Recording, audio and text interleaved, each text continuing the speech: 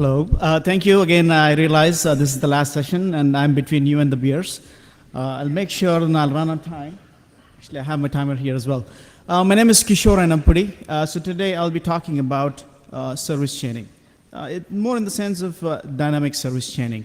It's a perfect setup. What we saw just now is some sort of an automation as well as orchestration that was going on.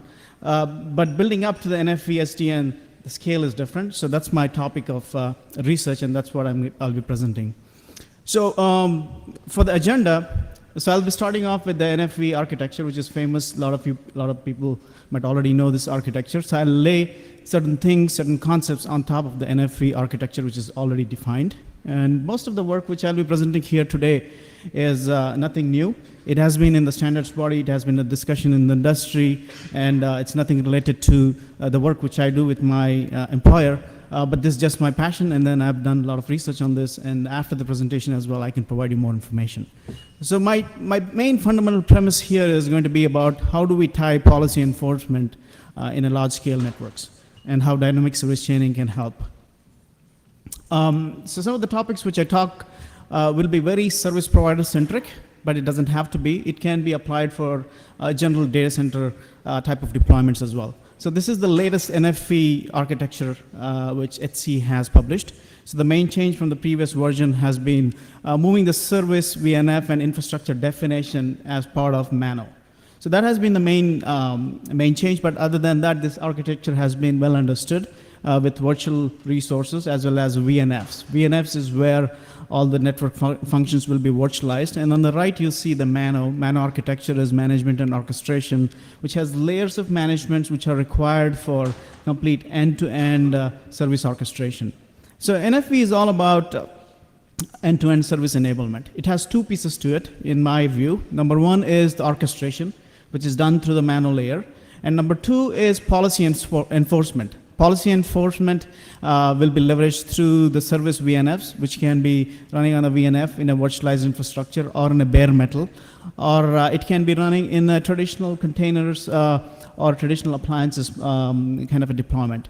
But the topic today is to do policy enforcement, they'll be required chaining between multiple different VNFs, virtual network functions.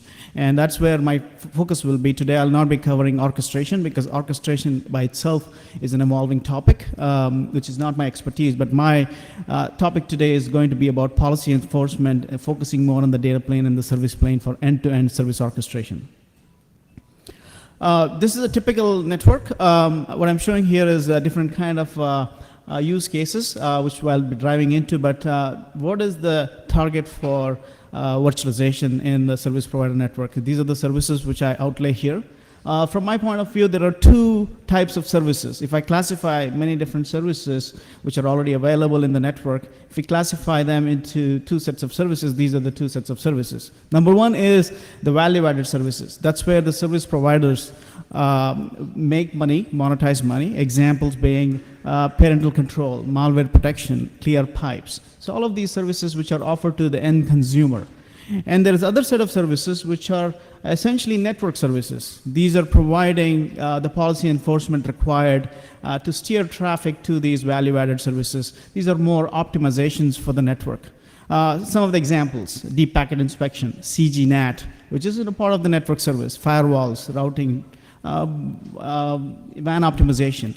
The main difference between these two type of services are the value-added services can be the target to move into the cloud-based infrastructure. It can be running on a virtualized infrastructure in a cloud, versus the network services are still part of the network, but they can be virtualized. It can be running in a different form factor. It can be a bare metal or a virtual machine, or it can be a container depending on the performance requirements, because these are inline functions. So combining all of these services together is when we can deliver an end-to-end service or a use case like, for example, virtual mobile core or virtual EPC for mobile carriers. Virtual CPE is a very hot topic in the industry. I think CPE we talked about today. I think somebody joked about, is government going to take my CPE? Maybe or maybe not, but surely the VCP will be virtualized, both for the fixed as well as the cable providers. And there's a lot of other use cases like virtual security as well as virtual TDF for the mobile carriers.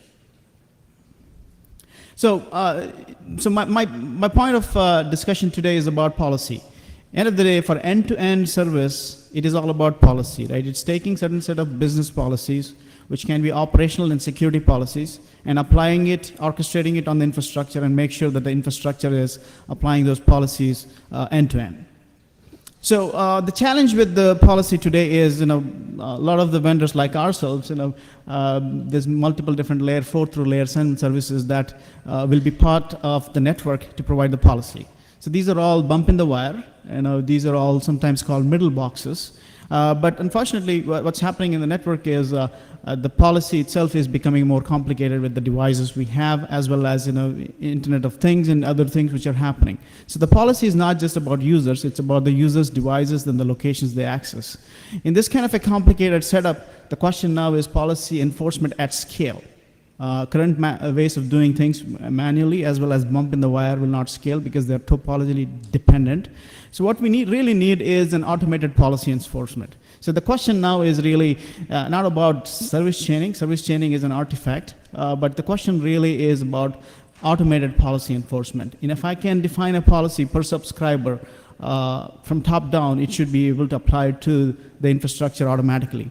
So the proposal which we have, or in the industry in general, what we've been discussing about is to have the intelligence at the edge, make sure that we delineate the transport from the service. Essentially, transport becomes in a pure IP backbone, and the services are classified at the edge, which can serve as a service plane, so that we delineate the transport from the service, so that the services are much more flexible, and that can be virtualized.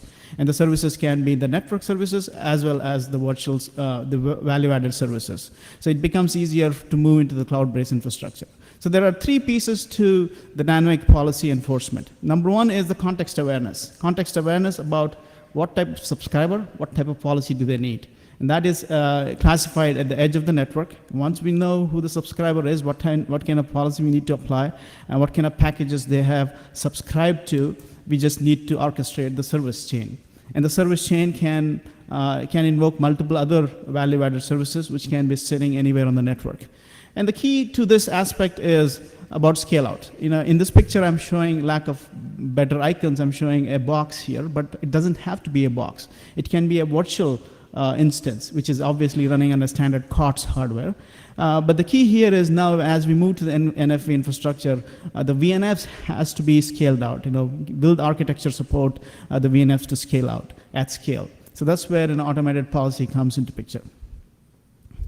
So on the left side, this is how we traditionally do the service chaining today. It's all static, which is hop by a hop. We kind of configure layer 2, layer 3 mechanisms using VLAN sometimes, and that's where these middle boxes are so-called the policy enforcement points are very, very static and restrictive, which means to change anything in terms of topology or configuration for a virtual, for a firewall or for a CGNet or for any load balancing configuration, you have to touch the device because it's very dependent on the network configuration. So it is also suboptimal because every service enforcing element is processing the same information over and over again. So it is duplication of resources.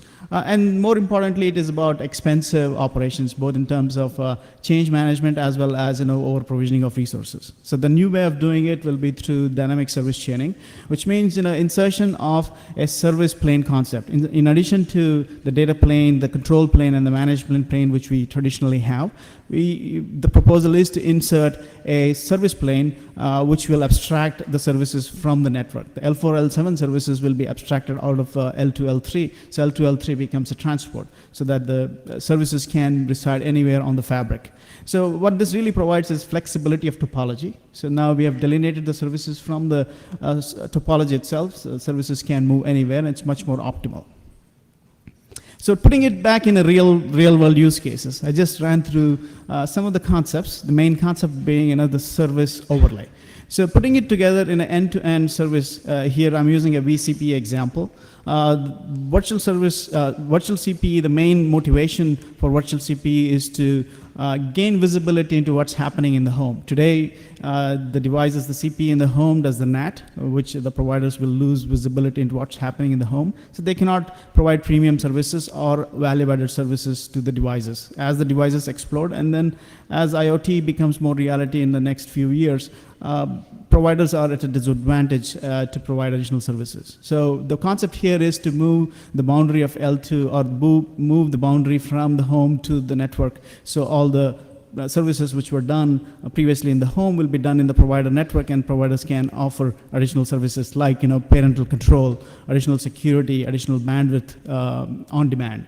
So that's the main concept of VCP. So how we can do this? So the couple of ways to do it. The one which I'm showing here is one example, but there's other ways to do it. The example which I'm showing here is to keep the CP at the home very simple, and then do an L2 tunnel onto the provider premise and have a gateway at the premise. And the gateway can be virtual, physical, container, and it can be any choice of platform.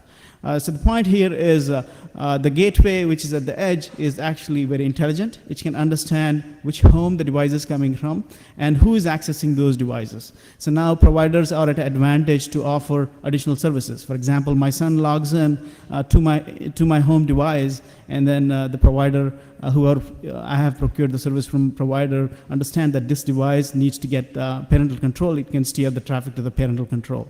So the parental control, or the security services, or video optimization services, all of these which were primarily running on a full custom hardware, can now run on a cloud service. So the way the virtual home gateway, which is terminating and understanding the subscriber can divert the traffic towards any of these services, is what we call dynamic services. And it doesn't have to know which service is residing where. All it has to know is what kind of overlay I need to use on top of the existing infrastructure.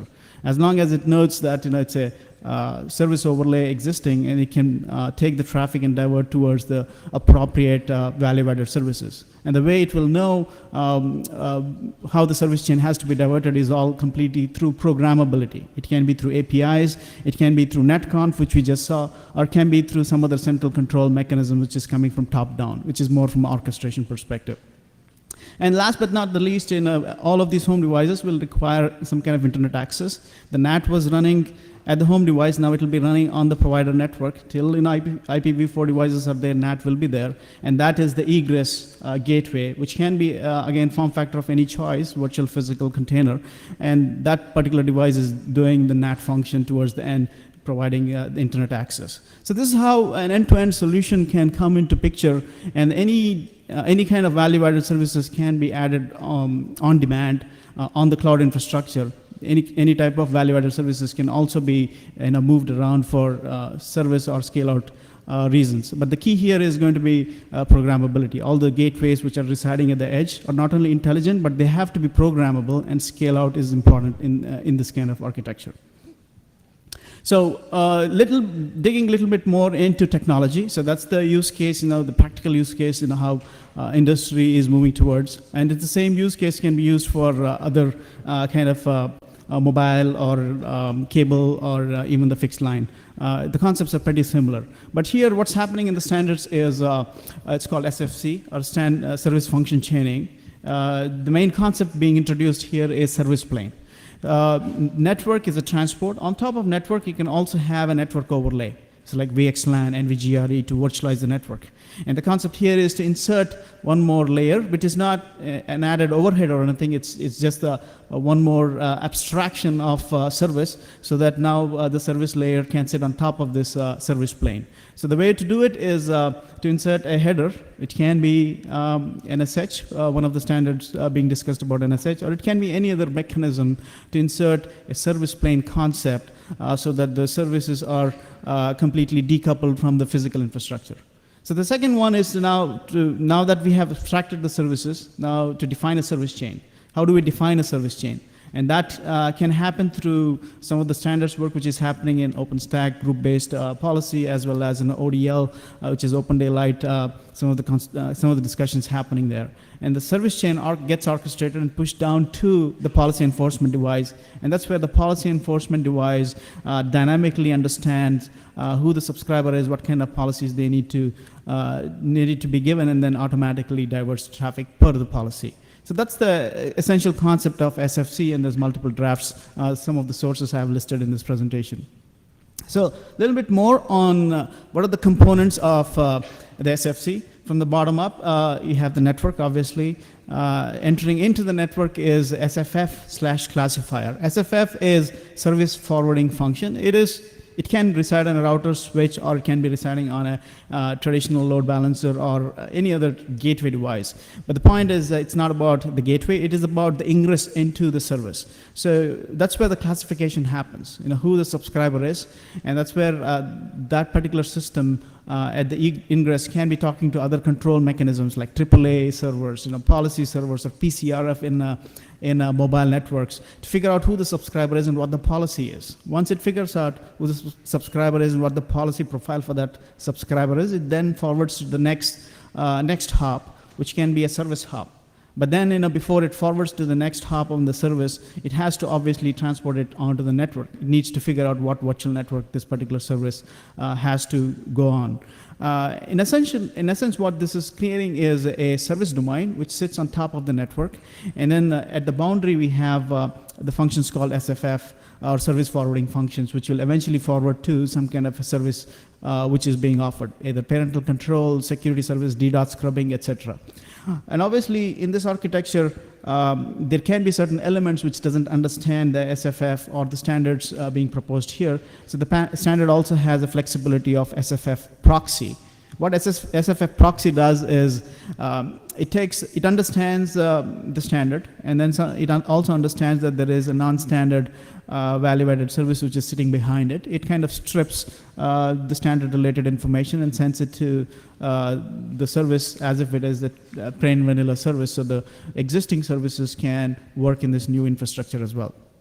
So in summary, the SFC components are, number one is classifier, and number two is SFF, the service function forwarder, and number three is the service function forwarder proxy.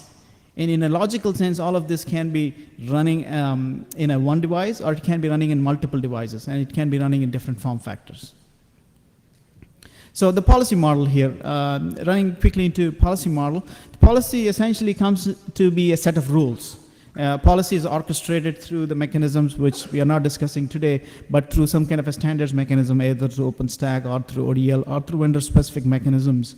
Once we figured out what the policy is, it turns into a certain set of rules. In this one, I'm showing three set of rules: premium user, standard user, and basic user. And the premium user, if it's HTTP traffic for him, I need to provide DPI, QoS, as well as firewall. Versus if it is video traffic, I need to steer him to an optimization, video optimization, so he gets a better user experience. Versus if it is a basic user, I don't have to go through any of these optimizations. I don't have to provide him any value-added services. I just provide him plain internet access. So once we figured out what these rules are, these rules reside at the classifier, which is the ingress of the subscriber. And, once these rules are figured out, the classifier, what it has to do is it has to detect the flow where the traffic is coming from. It has to detect who it is coming from, and then apply these rules. It is as simple as that. But the dynamic service chaining comes into play here is because the network traffic is automatically changing, and some of the services might have to change. For example, here in a premium user case, rule 1 is hit because it's a premium user who is coming in and he has a premium package. Rule 1 is hit. But at the DPI layer, we figure out there's a DDoS attack on that particular subscriber, right? So for whatever reasons, the DPI detects it. And now the policy enforcement engine, that's where the dynamic comes in, where it automatically, per previously defined administrative policies, it can divert the traffic to a scrubbing center, which is internal in the provider network, to scrub the traffic and then get back the clean traffic. So that's one example. So other example can be, at certain point, let's say it's a premium user, rule 2 is hit, and then we are hitting an optimization. But we know that the resources which are providing optimization are not available at this time. We need to invoke some kind of a load balancer dynamically to do some kind of a scale out for that particular service, and automatically inserting more resources. All of these are possible with the newer technologies, and if we have L4 through L7 capabilities at the classifier, we can dynamically detect what's happening in the network and invoke additional services. And it's not a set rule; it can be changing dynamically per the service requirement. In other words, what I'm trying to say is, in the classifier and the SFF, there is also a mechanism that needs to be built in for resource management in this virtual world.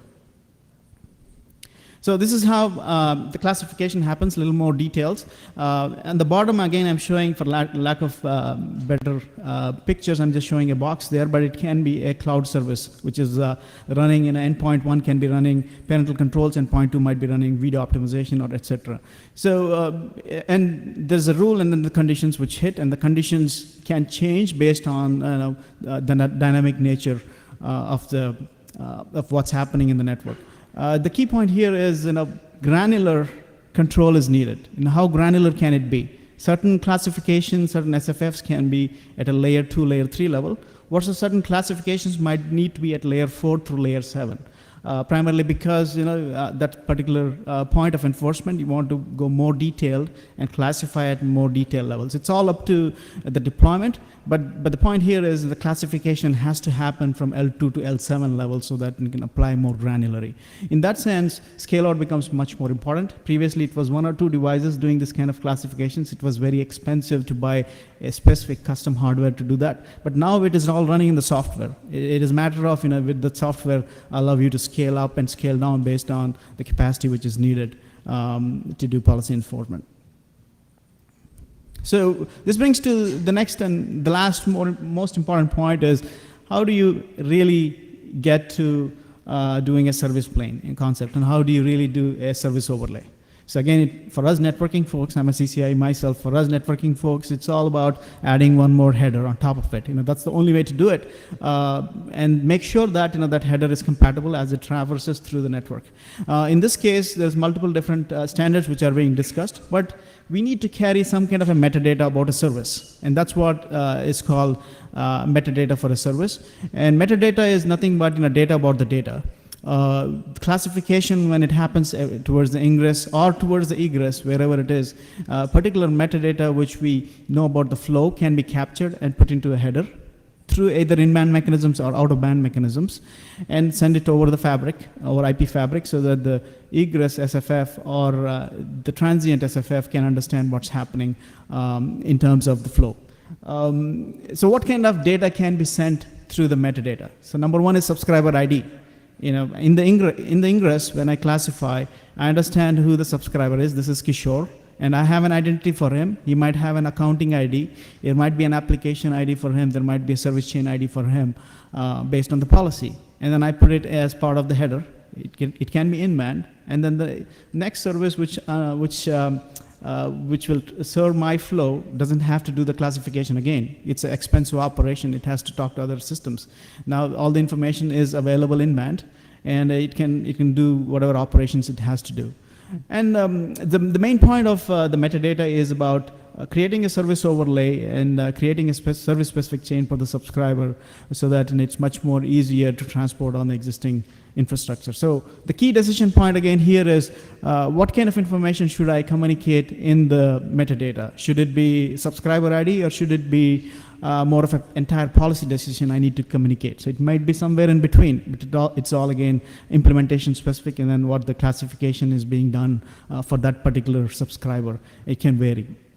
So there are, in the industry, there are primarily three mechanisms which are being discussed. The ones which are listed here are more in-band mechanisms. There is also out-of-band mechanisms as well as hybrid mechanisms which are being discussed, but those are much more complicated. What's gaining more traction is the in-band kind of traversing of this information. So number one is you can use the basic standard IPv4 options and IPv6 options, but again, it's very limited. TCP extensions, and I've seen in some field trials where some of the providers have used some of these mechanisms, but for a very specific reason, because those services which they want to offer is good enough with those solutions.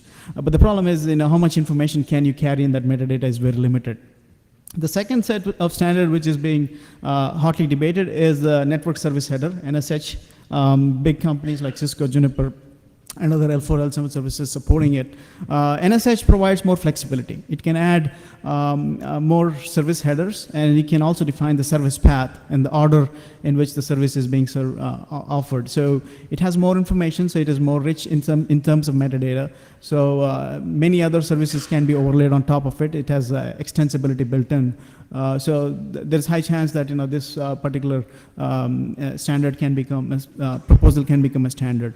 The last one is application header. This is what I've seen more in the L4, L7 work, which I've done, where HTTP extensions can be added. If it is just a subscriber ID, it's just an application ID I need to add into this. I just modify the HTTP header and then put it in there. These are extensions to the HTTP header, and I have communicated what I needed. So depending on the kind of service, and then depending on the deployment, any of these methods of doing metadata can be used.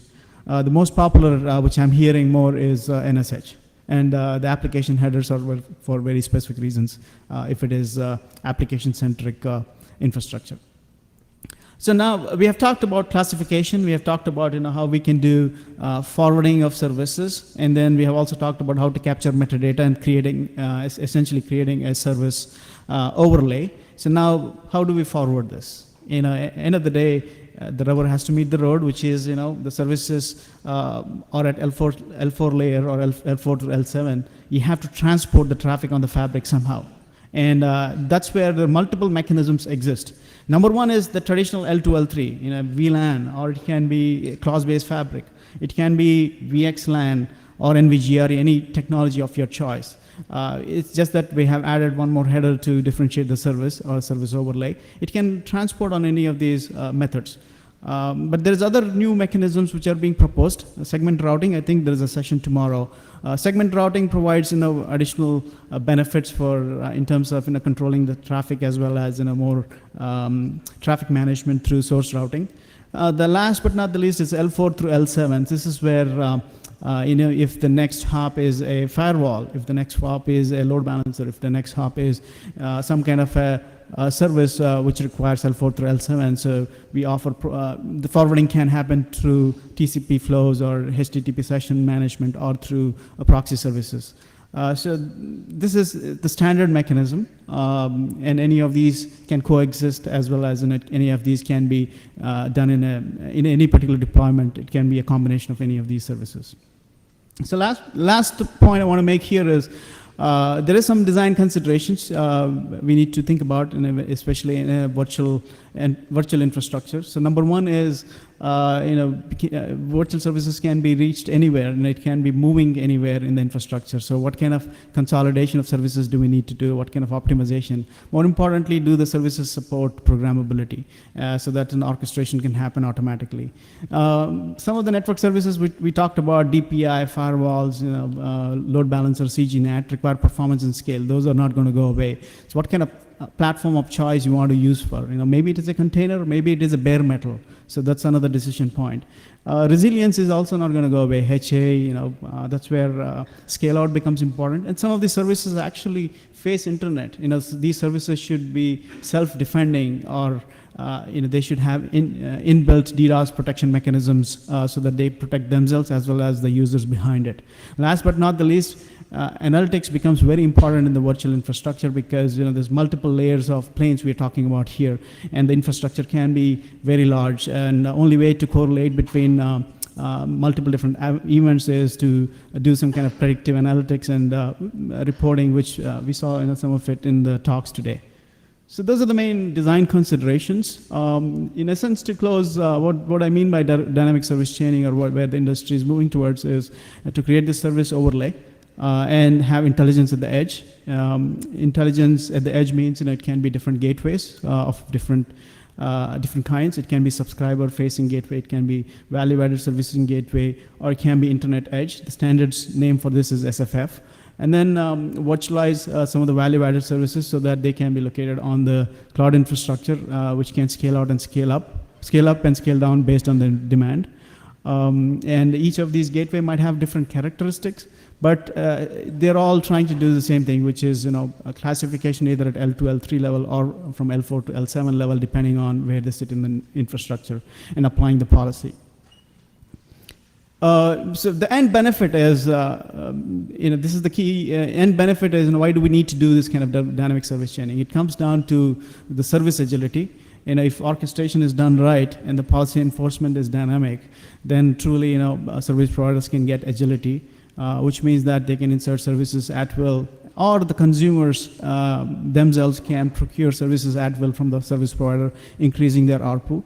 Number two is about automation. If something goes wrong, in the cloud infrastructure, in a virtualized infrastructure, you can provide more resiliency and bring in services much more quickly in an automated fashion. And some of the examples which we saw in the sessions today as well. But it's more about consistent policy enforcement, enforcing the security and SLA. And last but not the least is about reducing the total cost of ownership. Payment models can change. It can be moving from CapEx to OpEx kind of a payment model where you procure virtual services and virtual software on an on-demand basis, either on a monthly rental basis, or different kind of payment mechanisms can change. So all of these are the benefits of virtualizing the infrastructure, as well as creating a dynamic service chain infrastructure for end-to-end policy enforcement. One of the examples we just saw, VCP, but it can be for VTDF or virtual EPC core or any other services. So with that, I conclude my presentation. Any questions?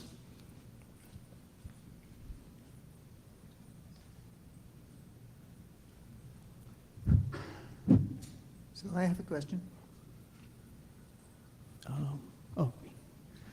So we've listened to the guys from Facebook talking about how they are doing dynamic reconfiguration on their network, and this is a nicely laid out set of things that have the feeling of nice to have.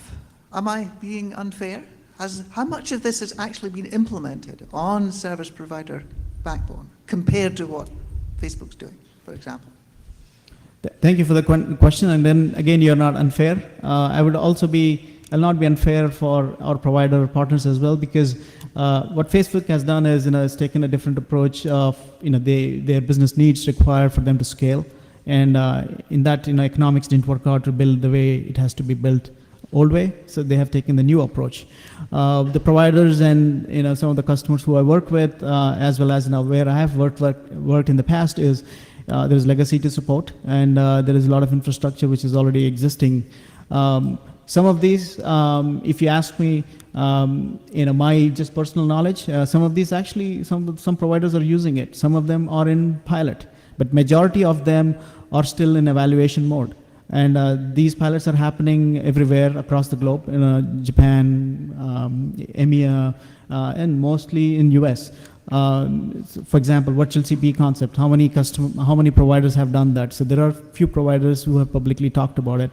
So what I'm trying to say is, eventually industry will move towards this. There is a transitional phase where we have to work with the existing infrastructure, and that's where the traditional service providers, like cable providers, mobile providers, are all working on standards and moving as fast as they can to move towards a virtualized infrastructure. And NFV is the hot debated topic. And I wouldn't necessarily compare traditional service providers to Facebook of the world, because they're two different time frames where they start from.